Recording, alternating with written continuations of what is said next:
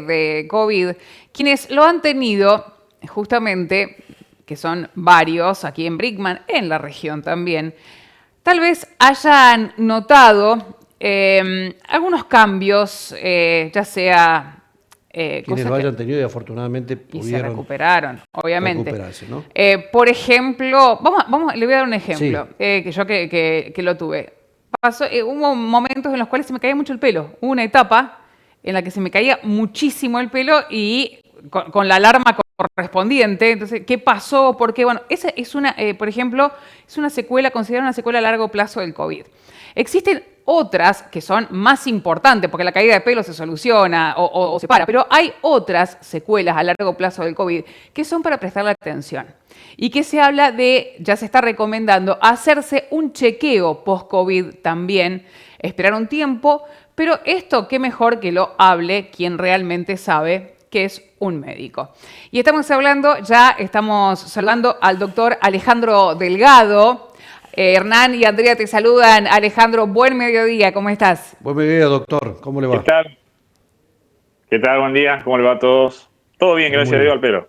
Bueno, bárbaro. Alejandro, a ver, contanos un poco cómo es esto de las secuelas a largo plazo del COVID o que tenemos alguna sintomatología que no es normal para nosotros y resulta que venimos arrastrando desde antes. Sí, antes que conteste le pedimos que si puede enderezar un poquito Un porque poquito lo el estamos teléfono. viendo Ah, muy dale, a dale. la pantalla muy caída por allá. A ver, ahí sí lo... Ahí puede Ahí, Ahí ser. ahí está. está, sí. Ahí está, Ahora sí, perfecto. lo escuchamos. Dale. Bueno, sí, mira, ahora con el tema de esto de la pandemia, sí, se hizo muy frecuente la consulta después del post-COVID, sobre todo en pacientes que ya tenían antecedentes de enfermedades cardíacas previas, que eran como factores de riesgo en el caso del agravamiento del COVID, y ahora también lo que estamos notando en personas jóvenes. Antes se diferenciaba, igual les cuento, esto va cambiando constantemente, siempre hay estudios nuevos, cada vez se hacen más estudios por el tema del COVID. Y bueno, notamos que la consulta es cada vez en personas más jóvenes y la sintomatología es variada, ¿no? Tenemos muchos cuadros de sintomatología desde la taquicardia, o sea, de la frecuencia cardíaca más alta de lo normal, y el paciente consulta por eso o por otras complicaciones que, bueno, ya vamos a ir diciendo, ¿no? Bueno, ¿De qué complicaciones estamos hablando? Por ejemplo, en una persona a lo mejor sin patologías previas que padeció COVID y ¿cuáles son las sintomatologías que pueden aparecer que a lo mejor no las relacionamos con el COVID y sí tienen que ver? Mira, empiezan desde palpitaciones, fatiga, que algunas veces el paciente lo confunde con la disnea, que la disnea es la falta de aire, el dolor de pecho. Algunas veces hemos tenido pacientes con antecedentes de síncopes o que el síncope es la pérdida de conocimiento súbita. Y por lo general la mayoría de esos de los síntomas están relacionados a ese cuadro. claro. Cuando se creía en principio, doctor, que, digamos, el impacto del virus, bueno, como dice usted, es dinámico y va evolucionando, ¿no? Pero el impacto del virus era a nivel respiratorio o vías respiratorias y ahora está teniendo secuelas cardiológicas, neurológicas, o sea, ¿qué es lo que hace que, digamos, tenga esas consecuencias? ¿La mutación dentro del organismo? ¿Qué es lo que justamente ocasiona este tipo de derivaciones? No, la mutación no tanto, sino el tema de cuál es la causa que provoca el COVID, cómo actúa el COVID. El COVID es un virus que se está estudiando que produce una respuesta inflamatoria sistémica. Es el síndrome de distrés de respuesta inflamatoria múltiple sistémica que afecta a todos los órganos. ¿Entendés? Ah, bien, Sobre todo la parte respiratoria, y la respiratoria que está muy relacionada con la cardíaca también se afecta. O sea, claro. es por el mecanismo de acción en sí el virus, no importa si es de tal cepa o de tal otra, sino por el mecanismo de acción en sí el virus. Claro, y depende también en qué condición encuentra el organismo que va a infectar, digamos, ¿no? En cuanto a defensas y si tiene alguna debilidad, digamos, o una patología preexistente, puede ser más intensivo allí, ¿no es cierto? Mira, lo que estamos viendo ahora es que sí, en los pacientes con patologías preexistentes, llámese, sobre todo los que vimos es la hipertensión y la diabetes, Sí. que son los pacientes que más se complican. Pero estamos viendo también el tema de pacientes jóvenes sin patologías previas y que hacen sintomatología grave COVID, post-COVID, ¿no? O sea, la parte cardíaca.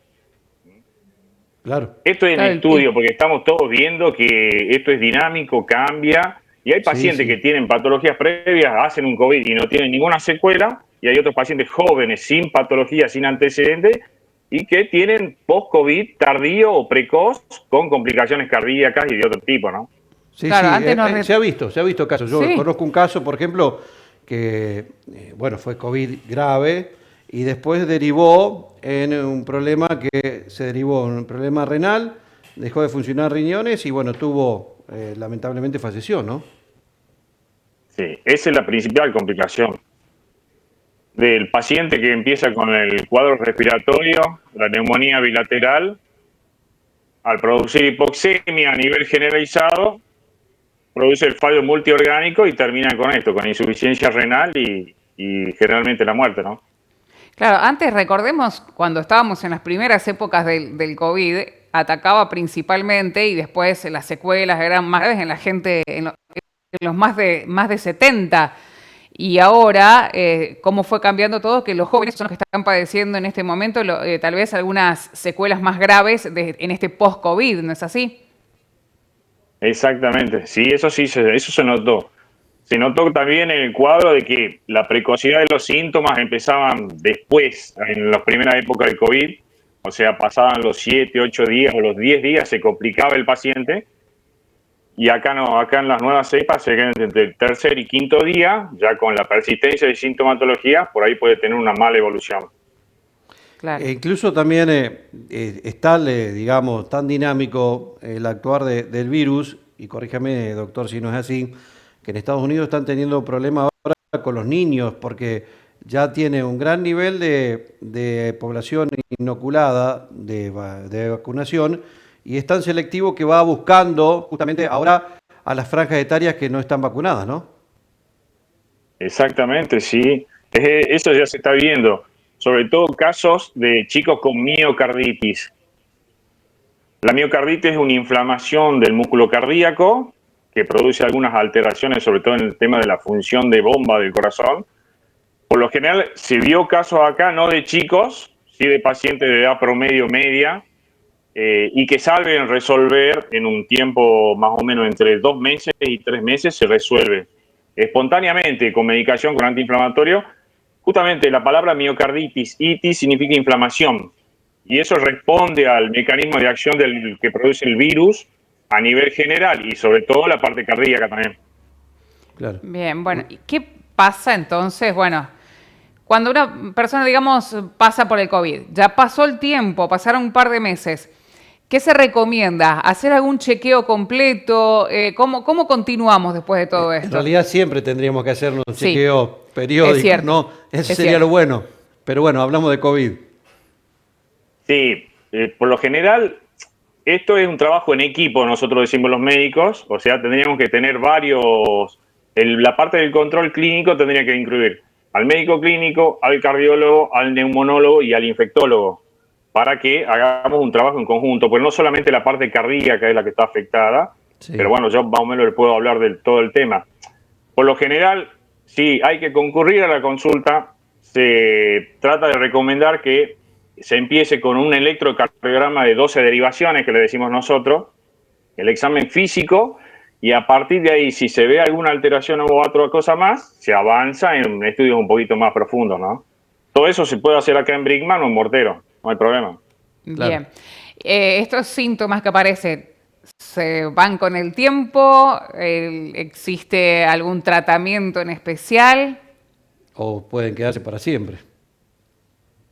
Eso. Por ahora todo es muy nuevo. Lo que vimos por lo general en la edad promedio media es que se van los síntomas. El paciente empezaba con un dolor de pecho, un episodio de síncope, palpitaciones. Con todos los estudios complementarios, Llámese el electrocardiograma, una placa de tórax, un ecocardiograma, y si se ve alguna alteración o algo, se va avanzando en otras cosas, llámese resonancia cardíaca o lo que sea, pero es para determinar si el paciente tuvo una injuria miocárdica o un daño miocárdico, que es distinto. La injuria es cuando el paciente sufrió la parte cardíaca por la hipoxemia, o sea, la falta de oxígeno a nivel pulmonar, si tuvo alguna alteración. Pero si no hay nada de eso, por lo general los síntomas saben persistir entre 2 y 6 meses y después desaparecen. Eso es lo que estamos viendo ahora, ¿no? Sí, sí, sí. Sí, va cambiando. Ahora, para desmitificar un poco y dejar de lado preconceptos, y se lo pregunto en la función de como cardiólogo, ¿no? Tiene que ver con las vacunas, porque esto ha generado tanto revuelo y tanto. Para una persona, por ejemplo, que tenía una patología preexistente, hablemos de cardíaca, ¿ha habido alguna contraindicación en quienes se vacunaron o no se ha mostrado nada, no se ha demostrado nada?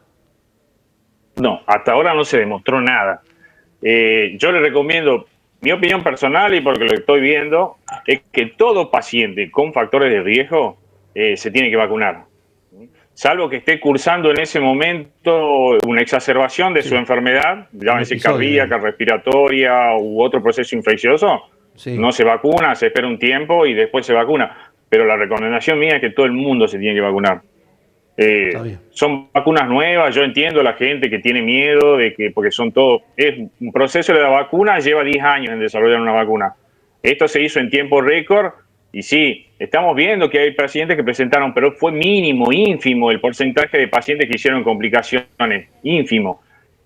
Yo por ahora, por gracias a Dios, no vi ninguna, salvo los cuadros de dolor de brazo, un poquito de febrícula, fiebre, malestar general durante 24, 48 horas, pero después no vi ninguna. Y la recomendación mía es que todo el mundo se tiene que vacunar. Sí. Y A mejor con las 2 dosis. Exacto. O con las 3. A vacunarse y hacerse el chequeo como corresponde, así nos quedamos todos tranquilos, ¿no es cierto? Exactamente. Sí, a controlarse. En realidad, la enfermedad cardíaca siempre persistió. Una de las principales causas de muerte acá en nuestro país, la enfermedad cardíaca. El tema de la pandemia hizo que mucha gente dejara los controles cardíacos y eso devino ahora en que hay gente que viene más complicada de su enfermedad previa y no necesariamente por culpa del COVID, sino que por culpa de que la pandemia hace que la gente tenga miedo de concurrir a la consulta y venga demasiado tarde o tarde a la consulta. Hay una pregunta recurrente. Estamos hablando de COVID, pero bueno, ya que está con su especialidad. Hay una pregunta recurrente que se la habrán preguntado 1000 veces, doctor. ¿Las patologías cardíacas son hereditarias o no? ¿Tienen un componente hereditario? Sí, seguro. Seguro que tienen un componente hereditario, familiar, hasta un componente racial. La enfermedad algunas veces, la hipertensión es más frecuente en personas negras, más grave en personas negras. Eso ya está estudiado en la cardiología. Pero sí, tiene un componente hereditario, pero también un componente de la parte, digamos, de nuestra forma de conducta en la vida, digamos. Si nosotros nos alimentamos adecuadamente, si nosotros hacemos actividad física y hacemos los controles correspondientes en la parte cardíaca, probablemente tengamos la enfermedad cardíaca, pero la vamos a poder llevar mejor adelante, ¿me entendés? Pero no dejarse llevar, porque es hereditario, no. Sí, hay gente que tiene mucho componente familiar, sobre todo el dislipémico, o sea, el del colesterol y todas las alteraciones del síndrome X, que son las alteraciones metabólicas. Bueno, qué fácil que lo explica, ¿no? Sí, el tema de los controles tiene que ser periódico. Más aún que yo me enteré de un informe de la Organización Mundial de la Salud, que pese a miles de años de evolución, nuestro, digamos, gen más prehistórico del ser humano sigue manteniéndose en la época de las cavernas. O sea, nuestro cuerpo, no sé si es así, pero yo no lo voy a explicar científicamente, nuestro cuerpo es joven hasta los 25 años. O sea, se genera y regenera. A partir de los 25 años comienza a ser un cuerpo viejo, porque claro, la expectativa de vida de un cavernícola era de 30 años, ¿no? Y gracias a la evolución de la medicina y todo lo demás, tenemos una expectativa de vida de 90 años. O sea que nuestro cuerpo, después de los 25, tiene que mantenerse gracias a la ciencia, ¿no? Y casi sería seguro. Pero no tanto. hacer para O sea la que ciencia. depresivo La el gente también tiene que comentario, colaborar un poquito. Alejandro, Todos depresivo. tenemos que colaborar un poquito en hacer actividad física, Claro. en buena Claro. dieta, una conducta. Claro, quiere decir que hasta los 25 el cuerpo hace todo solo, pero después hay que ayudarlo, a eso se refiere, ¿no?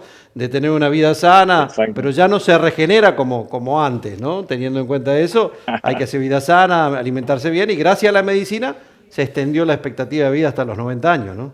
Hoy, 90, 100 años, Y eso ¿no? es, exactamente, eso es verdad. 85% 85 años, perdón, los hombres y 90% las mujeres. Claro. Las mujeres nos siguen ganando en eso. Sí, bueno, Sí. pero también tienen que hacer cosas Sí. porque el organismo tiene que arreglarse 65 años haciendo cosas del ser humano, ayudándolo, si no, Así es. ¿cómo llega la máquina? Dios mío, bueno. Exactamente, hay que siempre llevarlo al taller a la máquina, Claro. aunque sea para hacer un control. Tal Exacto. cual. No solamente la parte cardiológica, ¿no? Por lo general lo manejamos siempre con el tema del clínico y el clínico ahí va a derivar a todo, la parte de la mujer en la parte ginecológica, también la parte cardíaca que es muy importante en la mujer después de los 45 años y bueno, y los hombres que son un poquito más reacios a ir al Sí, médico, sí, pero sí. tenemos que hacer el control. Tal cual, a partir Hay de los mujeres, 50... hay mujeres también que somos bueno. reacias a ir al médico. Pero yo siempre le digo a Andrea, se lo diga, es más predispuesta la mujer porque ya está acostumbrada por su, forma corporal, por lo que es la parte endocrinógena, en realidad tiene que hacerlo permanentemente. Y el hombre es más reticente y el hombre también tiene su forma de ser machista también, doctor, ¿no? Sí, eso es verdad. Las mujeres son mejores pacientes, sí, eso no hay duda. No hay duda de que son mejores pacientes. Tal cual. Bueno, Alejandro, gracias doctor por habernos atendido. Queríamos hablar de este tema justamente porque tiene una facilidad para explicar las cosas. Sí, hablamos de la parte cardiológica, como dijo él, pero hay otras especialidades que seguramente tienen que consultar también para hacer chequeo, ¿no? Claro que sí. Exactamente. Siempre en equipo, el equipo de salud se maneja siempre así en equipo.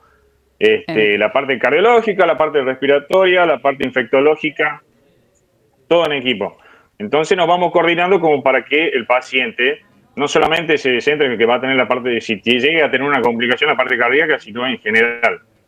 Tal cual. Claro que sí. Bien. Muchísimas gracias, doctor Alejandro Delgado.